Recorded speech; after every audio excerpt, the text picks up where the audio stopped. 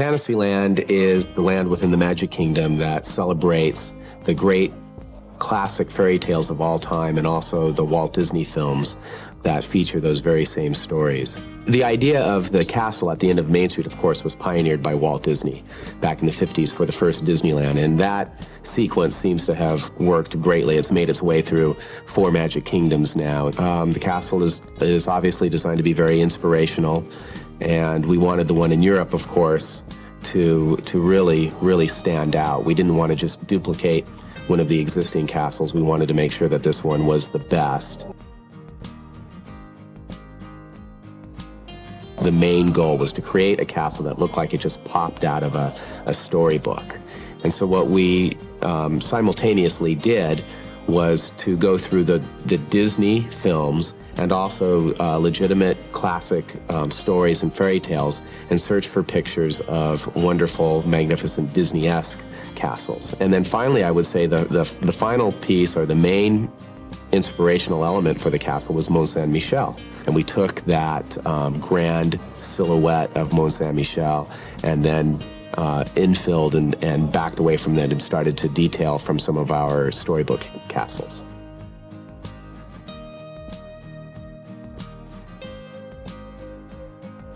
The story is told upstairs in the castle. We used tapestries from the famous Aubusson tapestry maker in the south of France. There's a stained glass window that changes, and it tells the story of the gifts of Sleeping Beauty. When Sleeping Beauty was born, she was bestowed gifts by the good fairies, and one of them bestowed upon her the gift of song, and that gift of song was represented by a dove, and the other bestowed the gift of beauty, and that's represented by the rose. So as you look at the stained glass window, it changes from a rose pattern to a dove pattern right before your eyes. Well, one of the things that's different with the castle at Disneyland Paris is the dragon, which lives downstairs in the basement. Sometimes he's asleep, and sometimes he wakes up, and sometimes he has a temper tantrum. That was something that we are very proud of, and we think is a great thing that distinguishes the Disneyland Paris castle from other parks.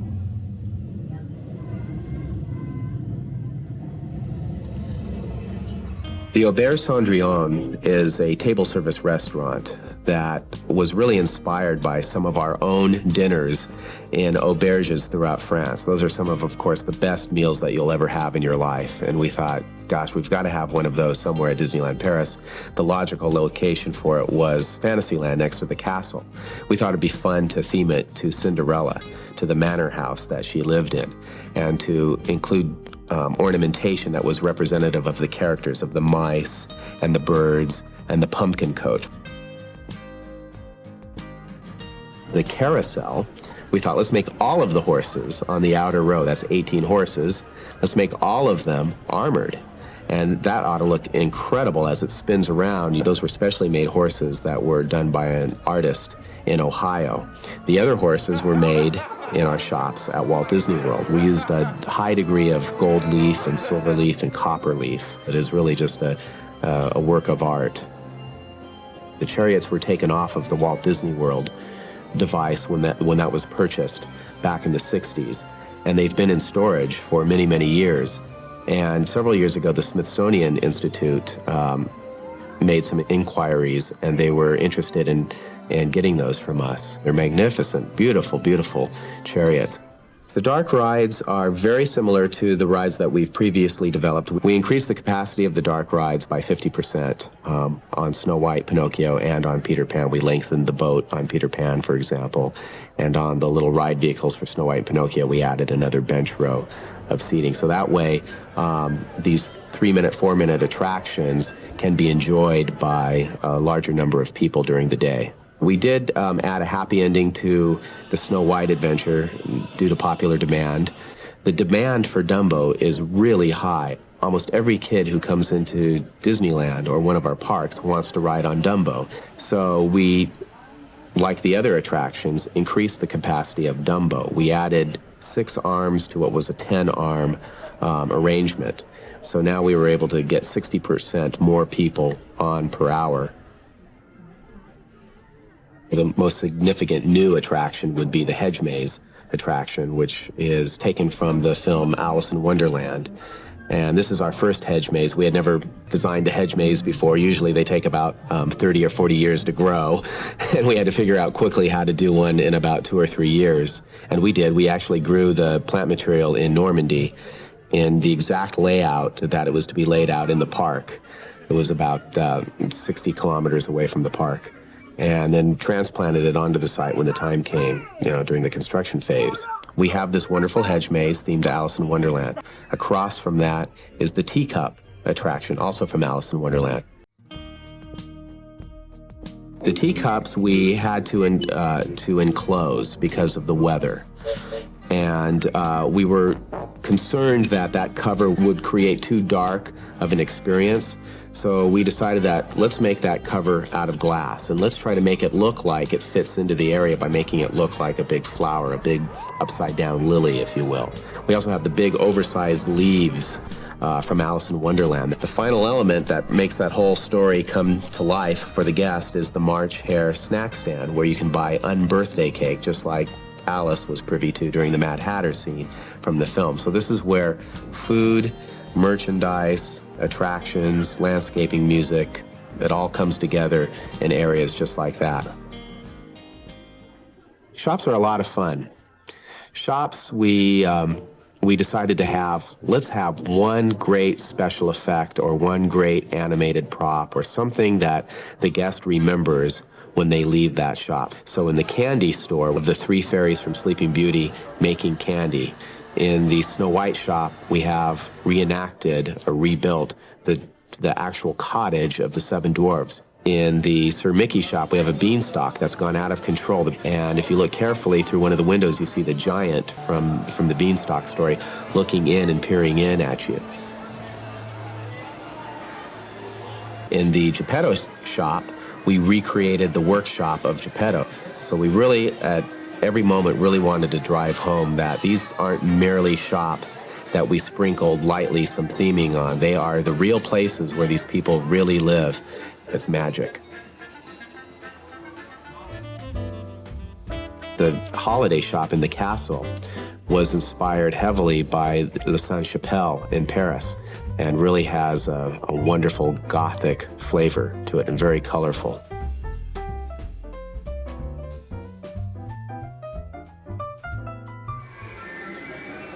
Oh, and there's a wonderful Merlin shop.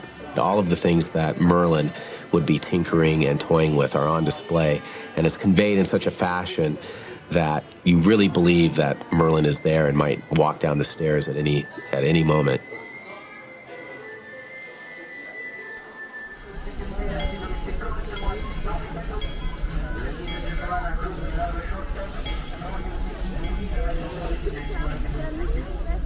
For the first time in 40 years, we built a Storybook Land. Storybook Land was part of the opening day menu at Disneyland in Anaheim. One thing that we had to think about, though, was at Disneyland there is an onboard narrator that tells you in a very intimate fashion about what you're seeing as you go along the course of the ride. And at Disneyland Paris, we have an issue with many different languages in the park at one time. We have at least 5 major languages at any given time. So we opted to tell the story with music rather than with a narrative.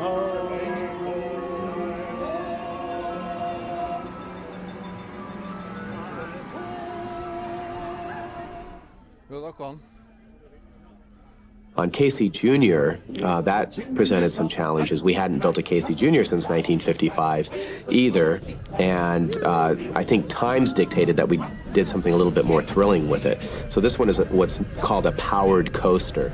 It's a roller coaster powered electrically and is capable of variable speed and capable of gaining speed and slowing down rapidly.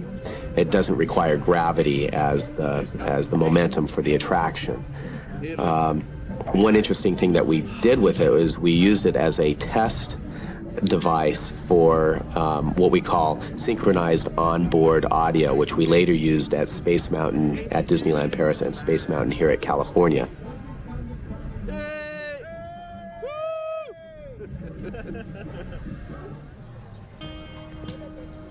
Another unique aspect is the old mill windmill, which is the only one in existence at any of our parks. I think the uniqueness of it and the sentimental value of it is the fact that Walt Disney originally intended to build this attraction at Disneyland in 1955. And finally, we have It's a Small World, which is one of the most popular attractions ever created for Disney parks and has been entertaining audiences since the 1964 World's Fair in New York. It then moved to Disneyland in 1966, and then we built 3 more after that for the various Disney parks.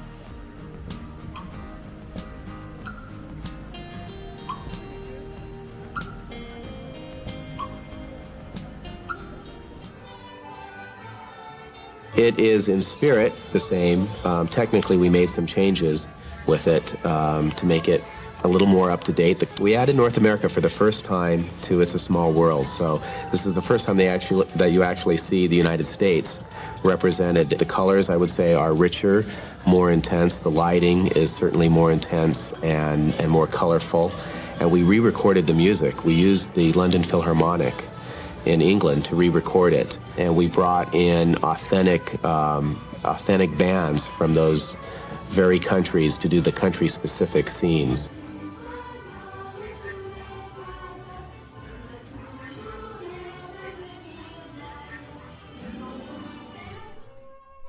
One brand new area of Fantasyland is what we call the Italian section, where we have the Pizzeria Bellanotte and the Fantasia Gelati.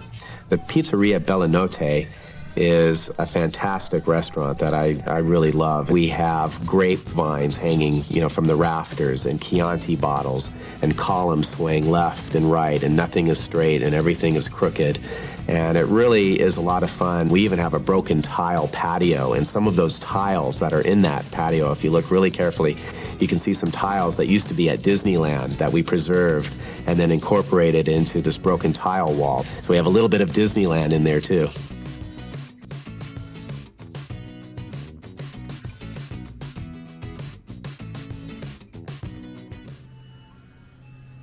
Another unique element is the more natural element of the meandering landscape and a canal that winds its way through the center of the land. The landscaping approach was to use a heavy degree of the topiary plants and the fantastically shaped plants, a high degree of curvilinear lines. We didn't want this to be very formal. We wanted it to be very dreamlike and free-flowing. And the area where the teacups is, in some ways, forms the apex or forms the center of all of these meandering lines. I would say that was our biggest challenge overall with Fantasyland, was not just to replicate a European village, because that would not be extraordinary for the audience that was visiting the land or for visiting the park. We wanted to create something that was familiar, but also had the essence of Disney and very fairy tale-like. The shingles on the buildings are more colorful than shingles that you would see in other villages. The trees have wonderful, exotic, fanciful shapes to them. The lampposts may integrate a higher degree of colored glass, even things like finials. So everything is slightly out of this world. You've gone to another world. You just haven't gone to another village. You've gone to an extraordinary world of your dreams.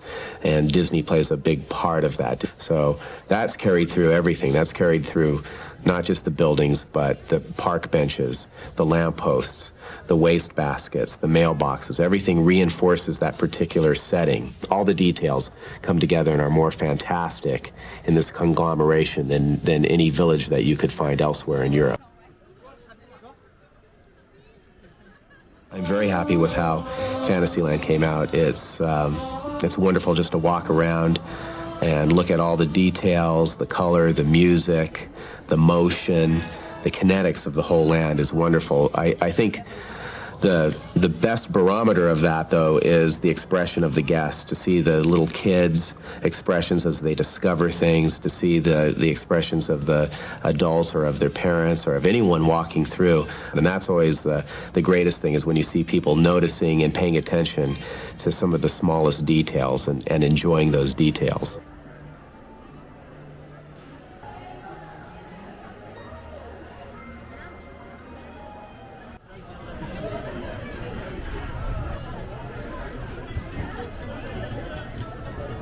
So we said, let's have the beautiful fort, a better fort, one, instead of two lesser forts that aren't as fun, you know. So this one actually has the walkthrough. Disneyland has two forts, but nothing to do in either one of them. No attractions, no.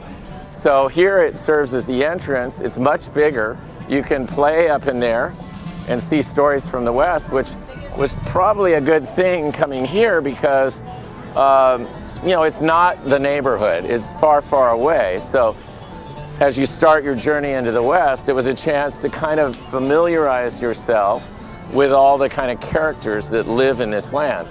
I developed a story, a presentation I used to do called Who Lives at Disneyland. And all of you that are cast members on stage are really taking roles in these stories, you know. So the characters that are up and around the ramparts here are people that, you know, aren't alive, but they give the guests a sense of the kind of life that they're entering in this land. Then you go to the Golden Horseshoe, and there's stories in there that reinforce that.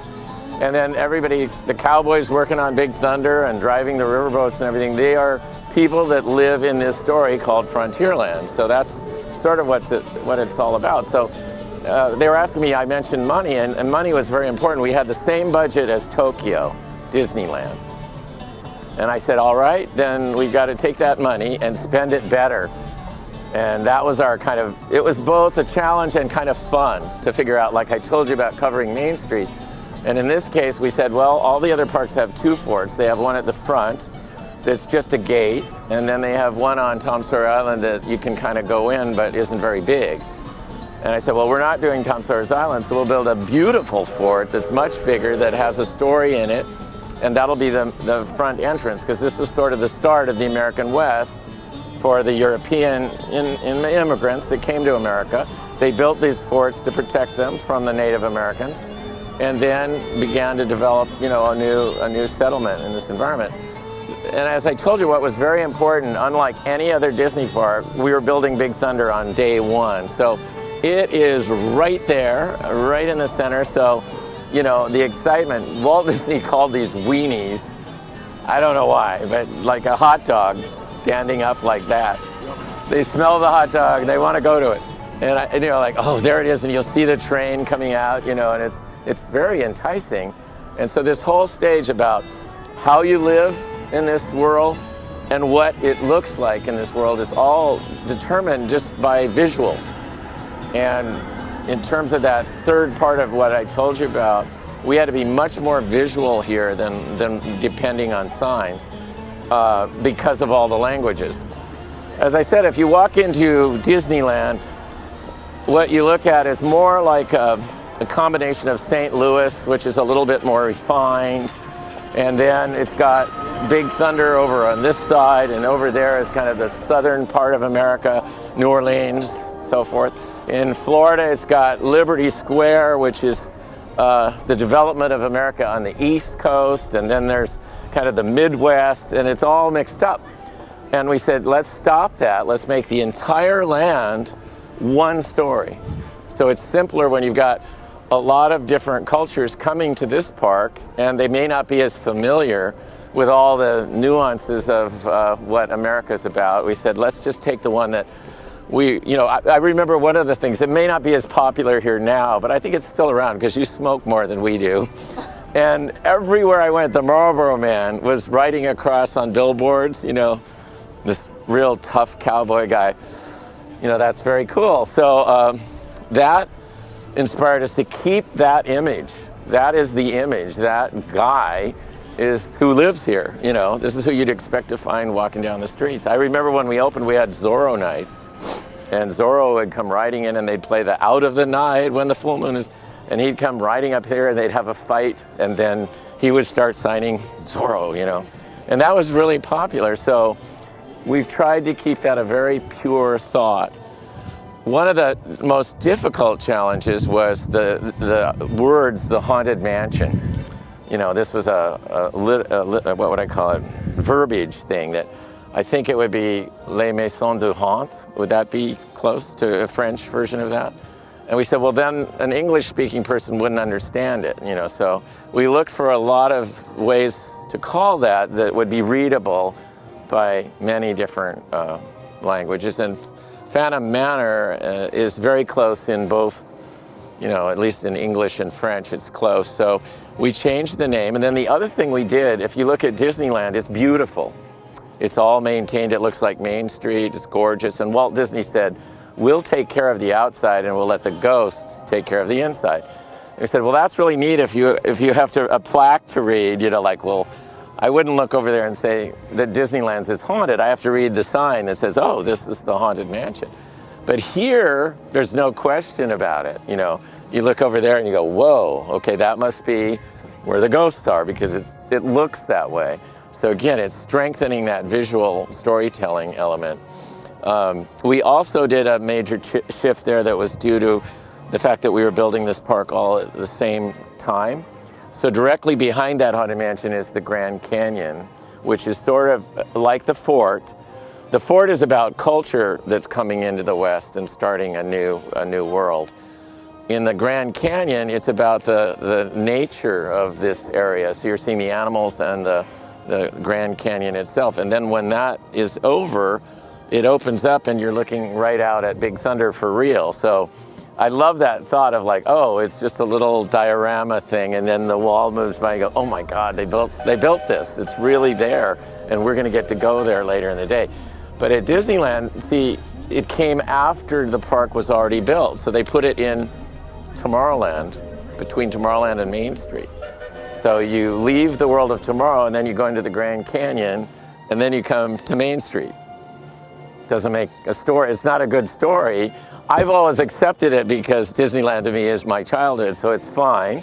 But I said, if I was gonna do that, again, it should be there because that tells you the story of the West, and then you come into it and the whole area makes sense if you're riding the train. A major change here that everyone thought we were crazy and suggesting it was to put the loading over on this side of the river and the ride out there. Howdy, folks. Please keep your hands and arms inside the train and remain seated at all times. Now then, hang on to them hats and glasses, because this here's the wildest ride in the wilderness. And at first we thought, well, how you couldn't get the train up higher than that steam. And I said, no, we're not going to get it higher than that steam smokestack. It's going to go under the water, and then it only has to go down about 10 feet, And so what that allows it to do, it gives an incredible boost to the very beginning of the ride. So you, whoa, right away you're going fast. So by putting it over there, we have to get all the way down there and then go back up very fast to get back in the station, which makes the ending a spectacular ending on this ride. And I think that alone is what pushed it over the top and made it.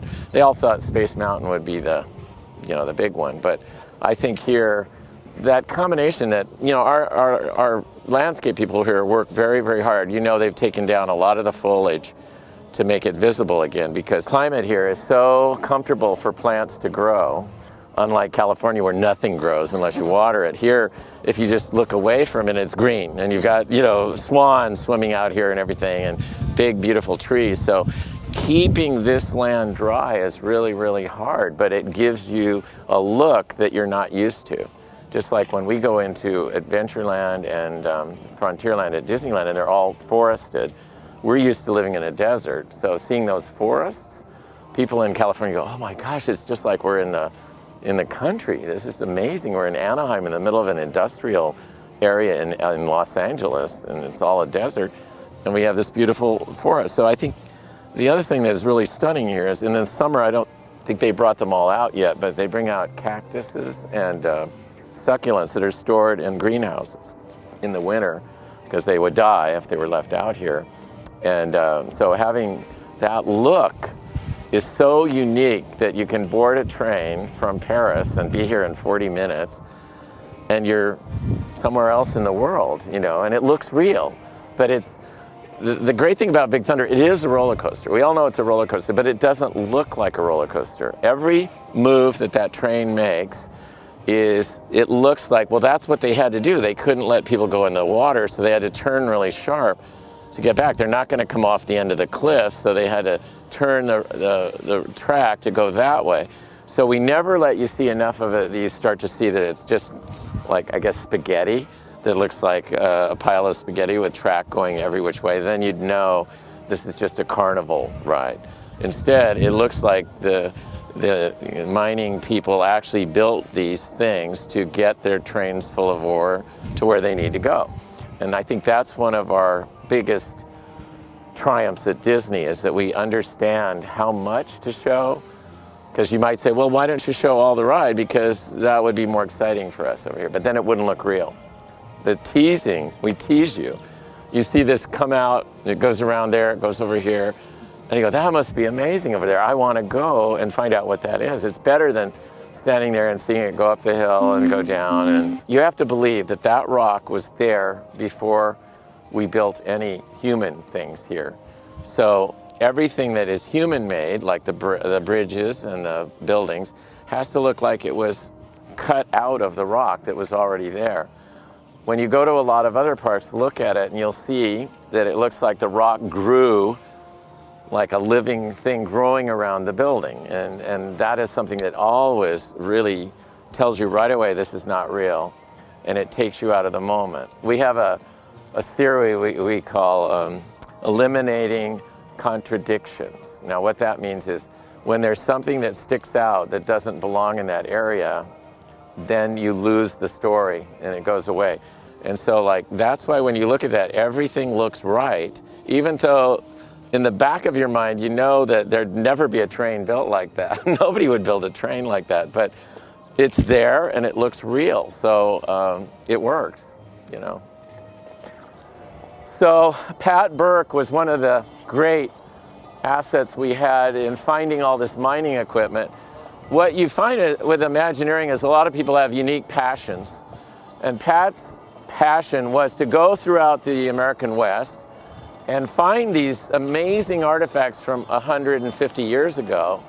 Now, he couldn't afford to buy them. He just loved finding them and taking pictures. So you take someone like that whose passion would be to do that for free, just because he loves it, and you say, we're gonna give you the greatest opportunity you've ever had. We're gonna let you not only find all these things, but we're gonna give you a budget to buy them. And because he was so, I think when you find someone who owns some of these things and you see someone who has real passion for your old antiques and things, you're willing to sell it for less money because you realize this person is gonna take care of it. And Pat was really good at giving that impression, you know, so he would go out there and say, I really love that. And he could talk about it. He could say, this is the finest stamp mill that I've ever seen, or the finest, you know, steam tractor, and boy, I'd sure love to have this. And he goes, oh, really? Okay. And then he'd buy it. And then he writes Walt Disney Imagineering, and they go, what? You know, but we got, again, there's an example of spending better. This Big Thunder is not only the most thrilling, but while you're walking by here, all these artifacts are absolutely real. They came from the American West. They are hundreds of years old, and they're the finest ones we have. We have a few in Florida and a few in California, but Pat was given a budget, and he spent better because he knew how to do it. If you just use a company to do that, you won't get that passion that you get with someone whose dream, his life dream, was to find these things. And so this is the finest collection of antique mining equipment, I think, in the world right here. And it's not a museum, they're placed where you'd actually use them in the ways that you would use them. Yeah, the one in Florida was designed first. When we opened the park in Florida, we were not going to build Big Thunder. We were going to build a ride with cowboys and Indians that was like Pirates, with audiomatronics, called the Western River Ride. And then the people in Florida said, this park doesn't have pirates. It's not as good as Disneyland. You know, so they immediately built Pirates, and that meant they wouldn't build the Western River Ride. So the site where Western River was going to go was open, and so I thought, I don't want to lose my job, so I'll come up with an idea for that site. And so they kept me, you know, after we finished building Disney World, and I came up with the model and everything for Big Thunder in Florida. But that was at the time when the space program, we were just landing on the moon. Everyone was excited about outer space, so I lost and they built Space Mountain, you know. And that was I think they built Space Mountain in '75, and then it wasn't until '81 that we built the first Big Thunder in Florida. But in the meantime, Disneyland wanted something new in California, so they opted to have me do a new version of Big Thunder. And it actually opened 2 years before. So that was the second one designed, but it was the first one opened was in California in '79. This area has changed a lot, as you know. We thought this would really be fun for the guests to do a real hoop and holler cookout with, bluegrass music and everything. And I think that's pretty much as it was designed originally. What Walt was so concerned about in Tomorrowland and everywhere was having movement. So the Dumbo rides and people climbing tree houses and Big Thunder Mountain and all that, that makes the area exciting. When the Molly Brown comes in and the whistle is blowing, the area becomes more exciting. Even if you don't ride it, just seeing it come in, it's exciting to the guests to see that.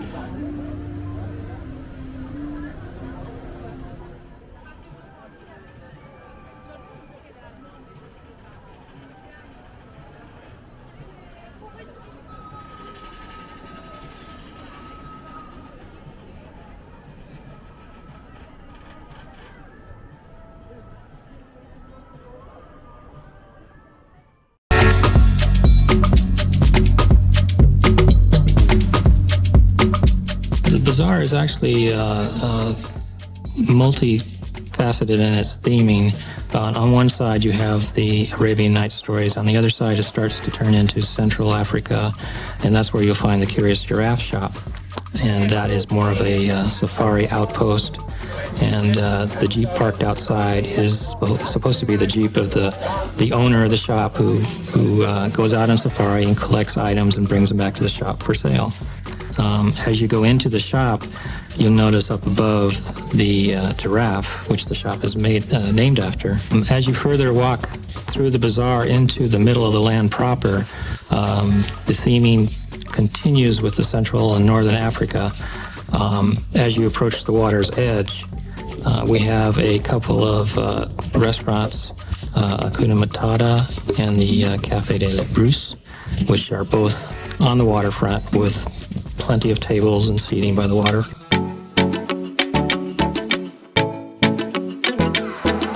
One of the table service restaurants that we were to come up with was the Explorers Club restaurant, which was a colonial establishment put together by an eccentric Englishman who used to travel all over the world on safari, and he used to collect all these different kinds of items, and he brought them back to populate his restaurant. This was to be a place where explorers from everywhere in the world would come and trade trinkets or things they found for a meal and entertainment. This is a good example of learning as we go, because sometimes things don't work out like we thought, and this restaurant was a little bit underutilized, so it became a counter restaurant. And it was changed to Colonel Hathie's. That area is actually land set aside, that we set aside for future development for added attractions later. One of the attractions that we did add after opening was in this future development area that we left open just for that reason. And this attraction was the Temple of Peril. It was a attraction that was part of the added capacity program, and it turned out to be quite a popular attraction. It's based on the Indiana Jones films, and it is a lost temple in the jungle that he is excavating for archaeology reasons. And it's a wild ore car roller coaster through this. And an interesting point is that this is the very first roller coaster in any Adventureland that we've ever done before. And also it is the very first roller coaster with a loop that we've done in any Disney park anywhere. So that's a first. To coincide with the opening of Temple of Peril, it was based on Indiana Jones. We again took a facility and changed it, adapted it to this new theming, which was the small shop that used to be called Trader Sam's. and we changed the name and adapted the merchandise to the Indiana Jones theme and made it the Indiana Jones Outpost, which fits with the new attraction. The Disneyland Paris Pirates, we had the opportunity to make it just a little bit better, a little bit bigger, and to change a few things around it to make the story flow a little bit better. So after you go through the quiet, calm lagoon, we take you up an up-ramp into the top of the fort right away. And this is your first introduction. It's like a time travel, going back in time. And you're dropped right in the middle of a battle, right between the crossfire, and continue through the town to watch the pirates loot and pillage and eventually burn the town down. And at this point where we've inserted our second drop, and this time we drop you down into a powder keg arsenal that's also on fire, and the whole thing explodes and blows up all around you, and you just escape in the nick of time. And then from there, you're brought back to the present, and this is where you see all the skeletons and that the pirates have. This is their just desserts, so to speak, for their way of life. And this makes more sense putting it at the end of the ride, whereas the other pirate rides in the other parks have it at the beginning of their ride. So this makes the story much more believable. Adventureland has never really had a major icon that sticks up in the sky like the other lands do. Frontierland has Big Thunder, and Fantasyland has the castle, and Discoveryland has Space Mountain, but Adventureland never really had an icon like that sticking up. So when we did Adventure Isle, we used the Swiss Family Robinson Treehouse as the icon and elevated it some 20 feet off the water, so it has a skyline presence. So anywhere in the land, anywhere in the park, you can see Adventureland as well as the other lands now. We were a little nervous when it came to landscaping Adventureland because of the tropical nature, and we were a little afraid that the vegetation that we wanted to grow there wouldn't flourish in the cold weather of Paris. But it turns out we were pleasantly surprised because the land has just taken off and is just very lush now. It's just turned out great. Because we have different areas of Adventureland, different thematic areas within the same land, for example, rock work had to change with each theme. The African area has authentic, smooth, rounded rocks, where Adventure Isle has a ocean-worn strata rock that actually goes in a direction. You can actually follow the direction of the rock as it must have formed the island originally. The theming of each area of the land continues all the way down to area benches that people sit on, trash cans, the food carts. It's all designed to fit that particular area. We have 5 different kinds of benches throughout the land. On the Adventure Isle, we have them made out of ship parts from the shipwreck that brought the family to the island, and they built their treehouse out of. The African areas, we have rustic wooden benches with designs on them. In the bazaar, we have stone carved benches. So it's all that subtle touch. Graphics, again, are a part of this subtle theming that we have to apply to each facility. Each sign is designed specifically for the shop or the restaurant or the attraction that it's applied to carry out the overall theme. Most of the props in Adventureland are authentic. We sent people all over the world to pick up various items from the parts of the world that we were trying to depict within the land. These are all small touches that we add that are subtle. They don't glare out at you, but they're subtle enough to make you think that, yeah, this is this area of the world and this is this area of the world. I'm very pleased with the way Adventureland came out. I think it's the most unique Adventureland we've ever done, and it can only get better. Les éléphants seront plus résistants que vous, si je ne me trompe. Enfin.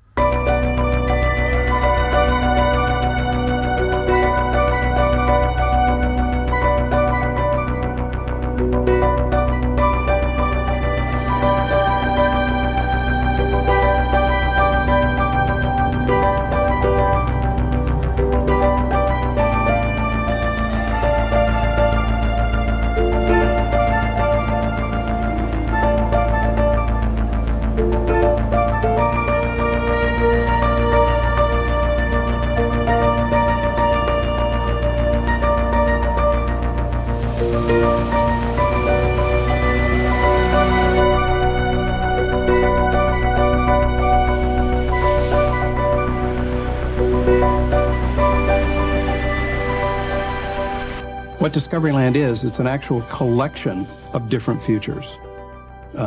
Different futures that throughout time everyone has dreamed and believed in.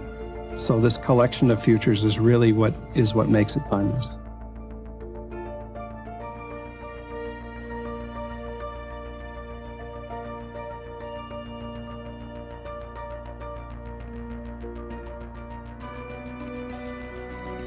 The entrance to Discoveryland is not a direct pathway from the plaza. It is actually a curved pathway that leads you into a large plaza. The curvature is really meant to create a sense of discovery, to take you away from the rest of the park. And this plaza opens up to a piece that we feel is a real symbol for Discoveryland, and that is the Orbitron. The Orbitron is a ride, is an icon, and it is a piece of art. Its overall look has the look of like a Leonardo da Vinci planetary model, in a sense that it shows how the planets revolve around the sun. It is a piece of technology, but it's a friendly piece of technology. So when people see that, it becomes the signature piece of this kind of technological but fun approach that we're having in Discoveryland. One of the other main attractions at Discoveryland in Paris has been Videopolis. This is the largest enclosed food facility and entertainment complex, I think, at Disneyland Paris. Our concept here was to create a definite aircraft or airship hangar. This is kind of a Jules Verne style. The serving area is styled as if it was an old ticket counter, and this is where you purchased your ticket to go on these airship adventures. The airship that you see at the entrance was designed from the movie Island at the Top of the World that was produced by the Walt Disney Company. It's a wonderful kind of Jules Vernean kind of airship that was a dream vehicle of that era. The exterior looked like an airship hangar, as I mentioned. It's got flags and banners and all the components which make that up. But on the inside is where all the action is. Not only as a food facility, but primarily as an entertainment complex. They've taken advantage of it tremendously. It is a wonderfully working complex, and it's been satisfying to actually see it work as well as it has. In Star Tours, this is an example of another vision of the future that we've spoken about. And this is definitely a George Lucas vision of the future, and it's more of a contemporary vision of it. Our Star Tours, we have such confidence in it that, and we knew the popularity would be so enormous that we did build the largest one. I believe that the Star Tours at Disneyland Paris has 6 cabs. At Disneyland in California, they have 4. And at the MGM Studio Tour, they have 5. It happens to be one of my favorite rides. It always pays off. The excitement, the energy level, the storyline, everything works. It's a very contemporary story, and one that I think people can relate to, especially through contemporary film and movies and cinema. Autopia goes back to another Walt Disney film about the future. It was a film that was presented on the television show called Magic Highways. And it was a story kind of taking the image, I should say, of the 1930s, 1940s Popular Science magazine covers that showed vast highways and freeways that would travel across the great United States. And we could travel from New York to Los Angeles nonstop. And this film that Walt had created was a great vision of the future. And so we took some of that styling, which was kind of a 1930s deco style, if you will. And it was reminiscent of that era where, after the 1939 World's Fair in New York, anything was possible. We put along the roadway these wonderful billboards that kind of rekindle that feeling of wonderful cities and mile-high towers, and so it really was reminiscent of that kind of look. Also, as a driving experience, kids always love that kind of ride. You get to drive your own car and drive your father and mother crazy, and so it actually ended up proving to be a wonderful little attraction.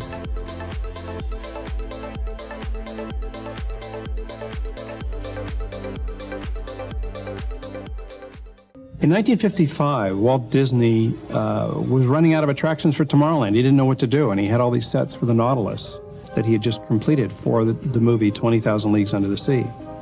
So he had all the sets taken to Tomorrowland, and and they created this walkthrough. Actually, allowed you to walk through the sets of the Nautilus.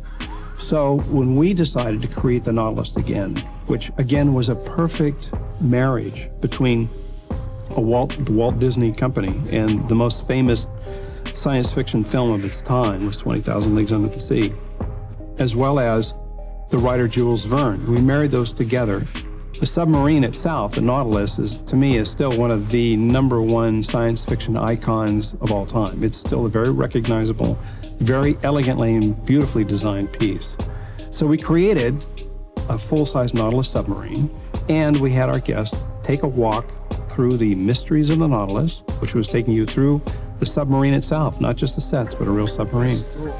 So it really put you into the set, really put you into the spirit, and really, again, rekindled that vision of Jules Verne's future.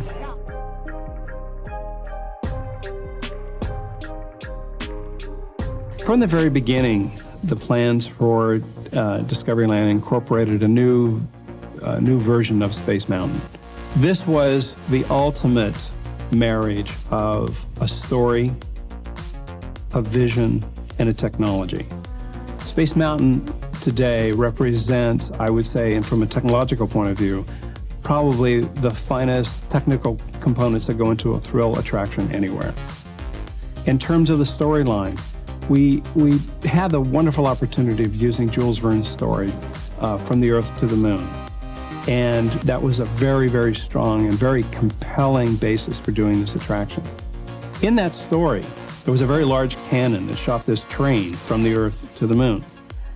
From our point of view here at Imagineering, we've always wanted to create a ride about outer space and create it with a launch that starts with a catapult.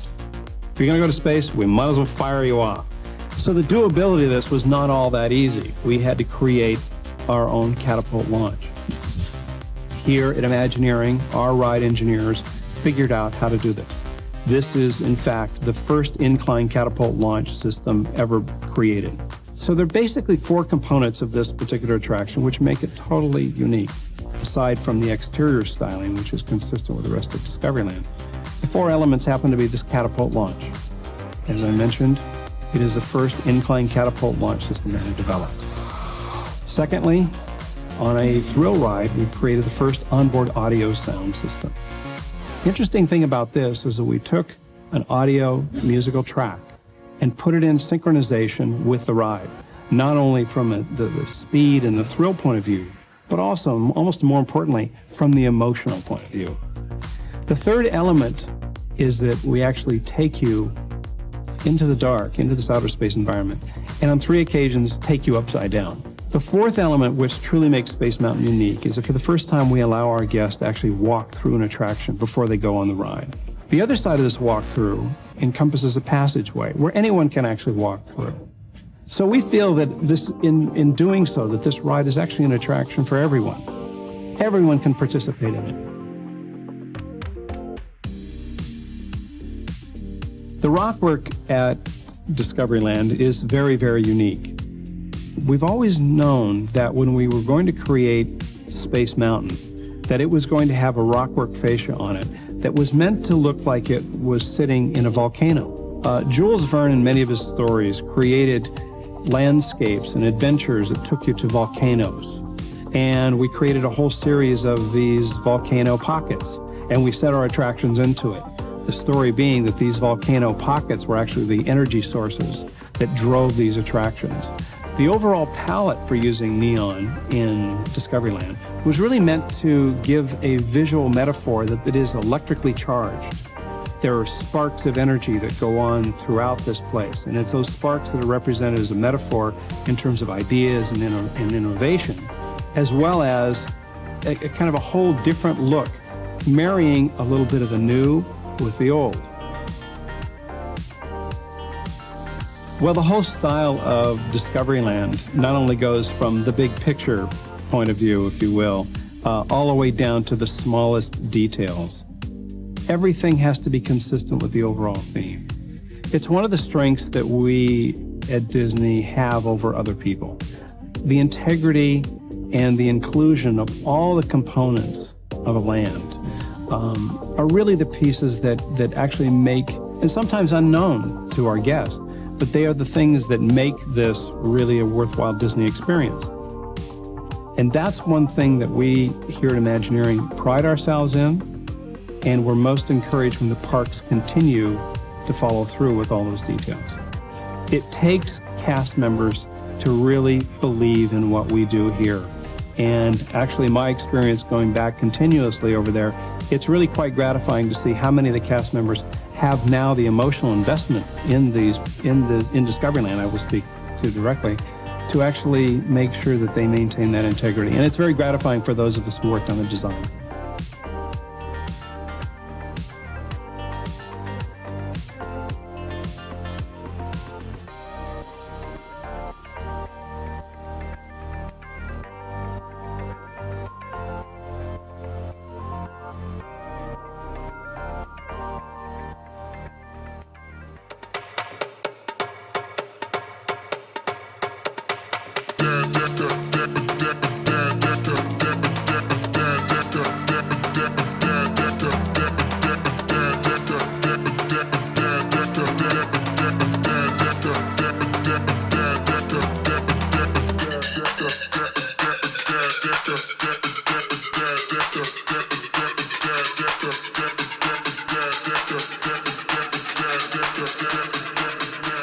The first day that I was out on the site, it was agriculture, and I think there were beans or legumes on the area, and they had cut a big square X, and we walked out to the X, and they said, that's the castle where this X is, you know.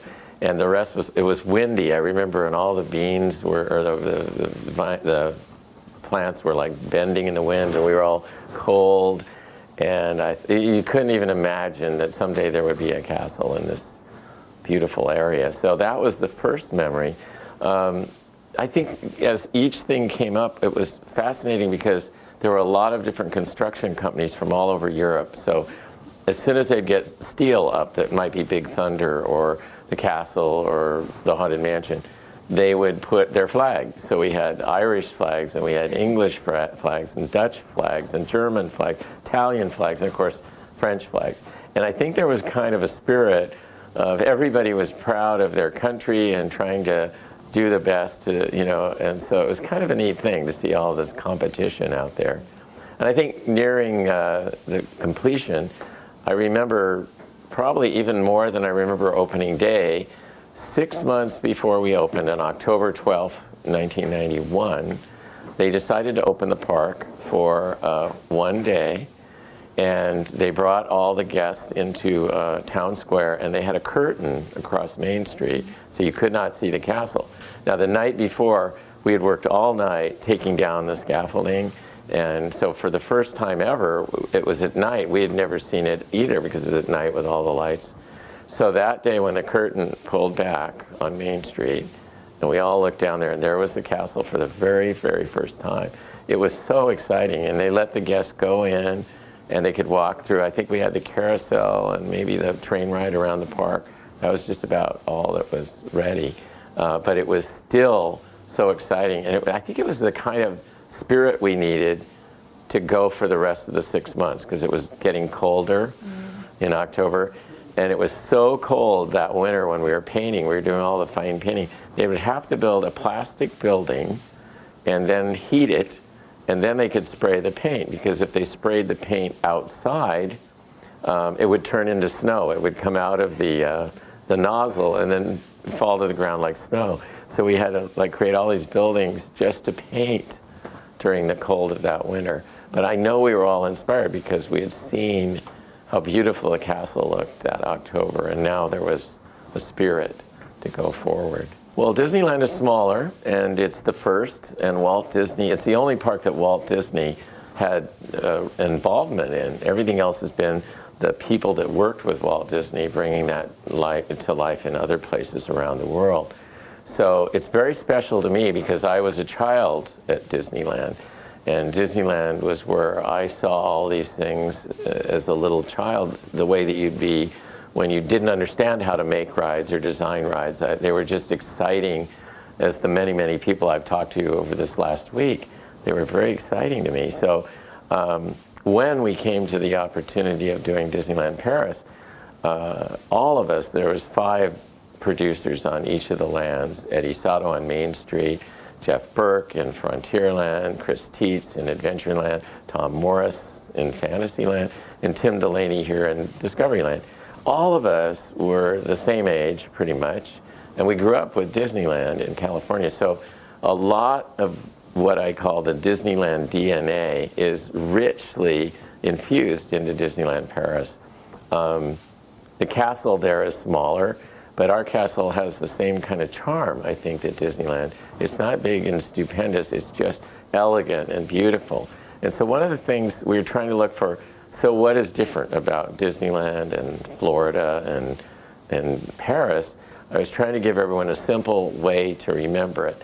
And I think Disneyland in California is the most charming of all the Disneyland parks. Florida at Walt Disney World is the most spectacular of all the parks. And Disneyland Paris, and after spending a week here, I confirm this, is the most beautiful of all the parks we've ever done. Europe is sort of where all of the stories of Walt Disney began. So we weren't bringing something, that was foreign to like Japan. We were bringing back things that began here in the original form. So the Brothers Grimm, Perrault, these writers created Cinderella and stories like Snow White. And so we knew we were bringing something into this culture that was already their culture. So what should we enhance and what other things would go away?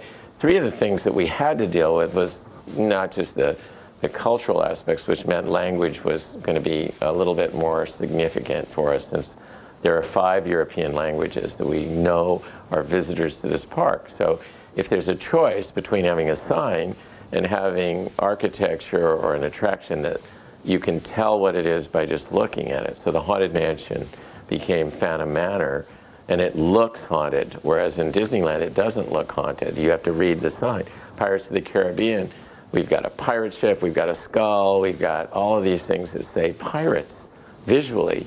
In California, it's just in a building that looks like a city building, and you go under the sign that says Pirates of the Caribbean.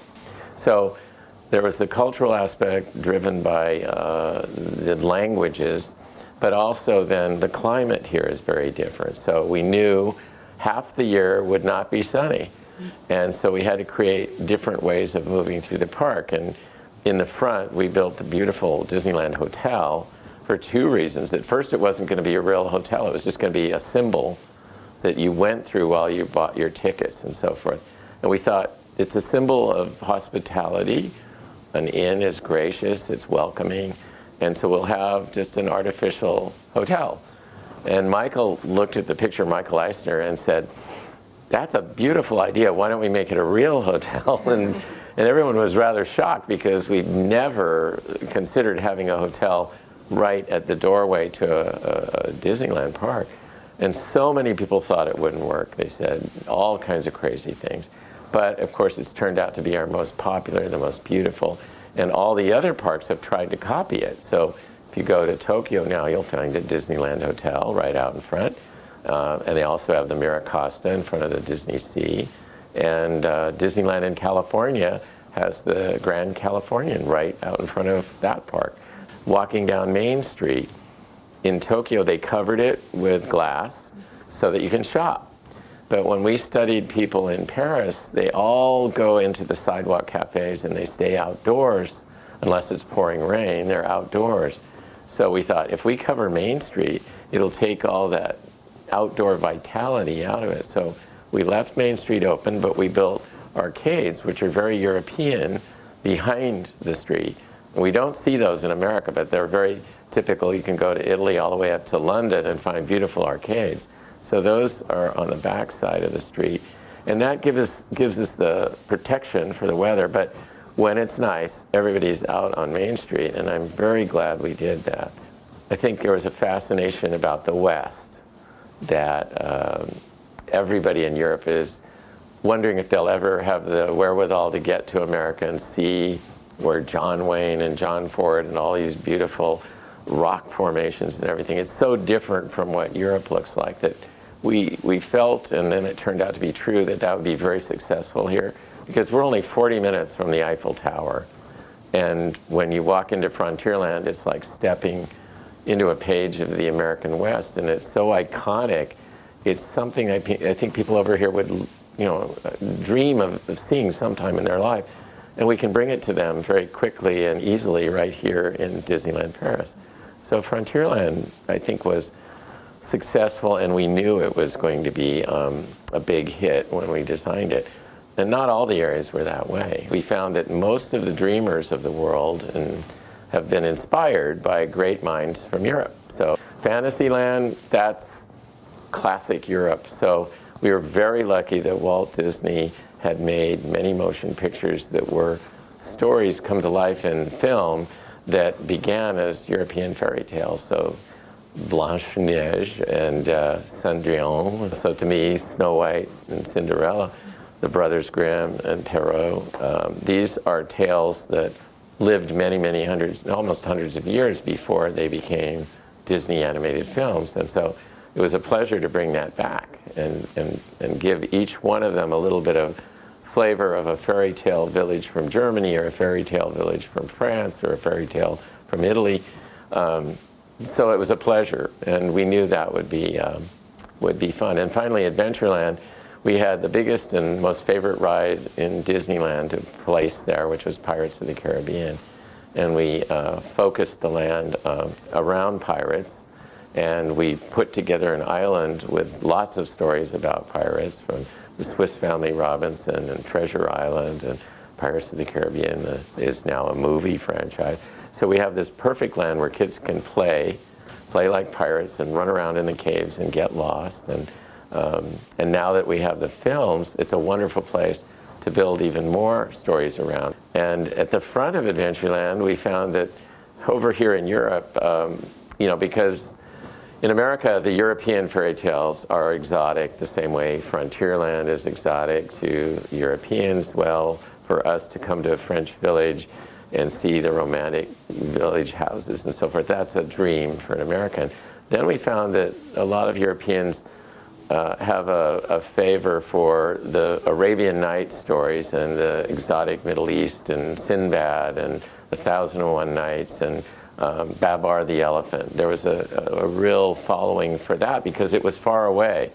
Reading a story about Cinderella, she lives down the block, in a village here.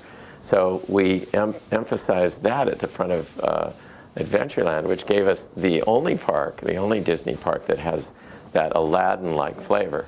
It also helped that Disney was producing the movie Aladdin right while we were building Disneyland Paris, so we kind of knew that would be a new classic for us. So we put a little emphasis on that in the front. So those are the kind of things that I think drove us culturally. In addition to that, going into the rides like Space Mountain and Pirates of the Caribbean, we tried to add more technology in there. So we had fighting pirates. We had a Space Mountain that fired you out of a cannon and had onboard audio. So a lot of those things are part of what we have to do anywhere we go in the world. Time marches on, and you have new tools and new technologies, and we have to constantly be aware of them and figure out ways to put them into the park. So it's still as amazing for very sophisticated audiences today as it was for a simpler time when Walt Disney originated Disneyland. The ambassador program was started by Walt Disney back at Disneyland, and he realized they were just starting to think about building Florida. And up until that time, Walt Disney was on television. Walt Disney did all the interviews like this. It was always Walt Disney. And I think he began to realize we're going to get bigger, and we have to have a way of having someone be the voice and the image for our parks. And so the ambassador program was started so that Walt Disney could spend his time making movies and doing all of that, and there would be somebody who was the spokesperson for the parks. And so the first ambassadors, they worked directly with Walt Disney. There's several movies that were done for television where you can see Walt showing the ambassadors the new rides like Pirates and the Haunted Mansion. And the ambassador program is spread to each of our parks. Every 2 years they have a new ambassador pair now. But it's more than that. I think it's, representative of the whole idea of being cast members. And at Disneyland we have all these lands which are made to make the guests believe that there are people that live in these worlds, because otherwise they're just sets. So when I say to people, I do a program called Who Lives at Disneyland, and we create all the types of people, and a lot of these images you see in films, the cowboys, the Indians, the Native Americans, all of the characters, the saloon characters, and the bad guys and the good guys, and that's the kind of flavor that lives, say, in Frontierland. And each of the lands has a cast of people, and I would love to find a way that we can make sure when you put on your costume each day and you go out into the park, you know what your role is, you know the role you're playing, and it's part of a story.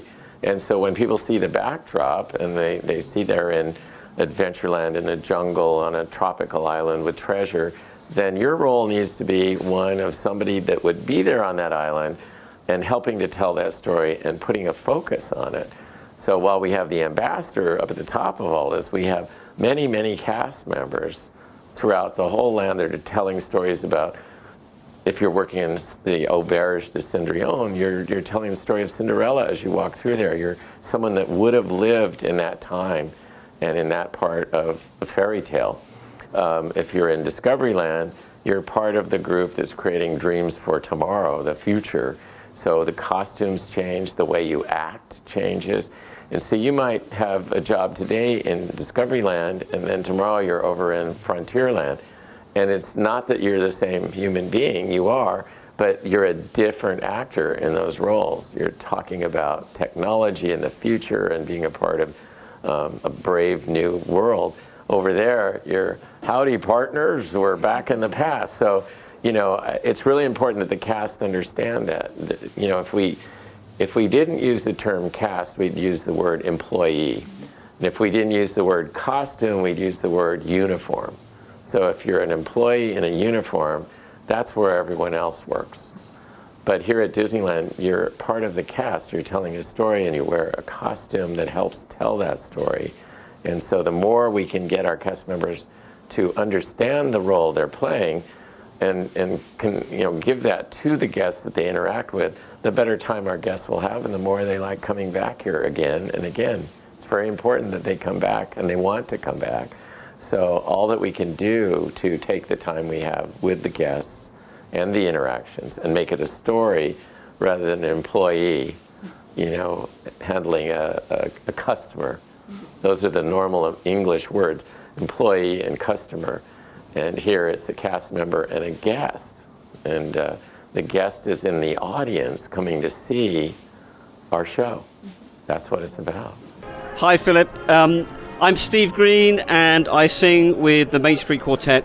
And I was here from March 1992 with the Barbershop Quartet, getting ready for what's going to happen today, 30 years ago, the opening of Euro Disney.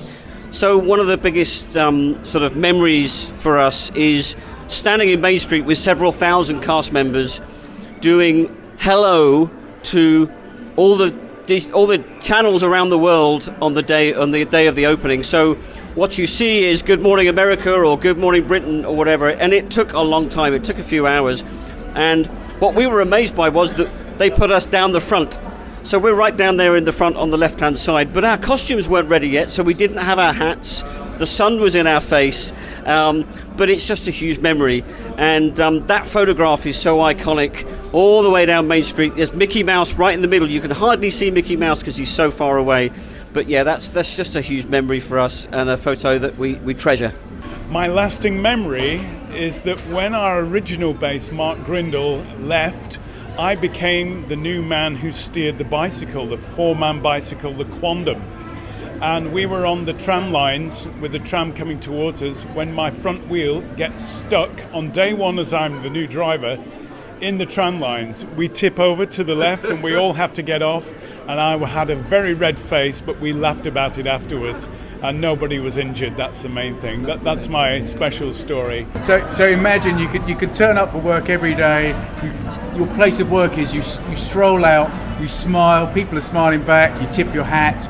It's just such an amazing feeling every day to be in a place where you smile and you're smiling at people and you're sharing that smile.